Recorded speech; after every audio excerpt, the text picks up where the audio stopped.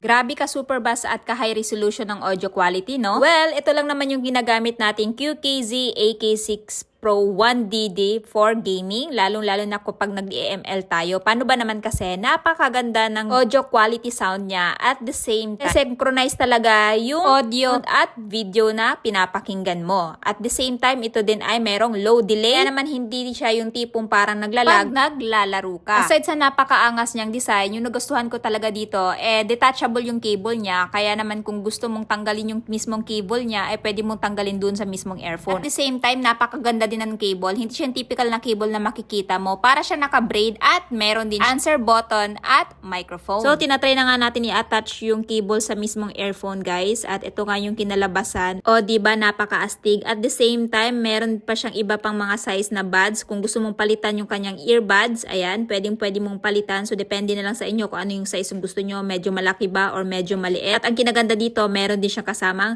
clip. So, ito na nga, guys, yung audio quality niya. So, napakadali lang naman ilagay sa tenga, guys. Ikakawit mo lang siya dun sa bandang likod. Ganon din yung gagawin mo sa kabila. At ganito na nga yung itsura kapag nakalagay na sa tenga natin yung QKZ AK6 Pro na earbud. O, diba? Napaka-astig. Aside nga pala sa color na trending ngayon, guys, meron din silang available na white, green, at blue purple. Kaya naman kung gusto nyo itong itry, yung link nandiyan lamang sa Yellow Basket.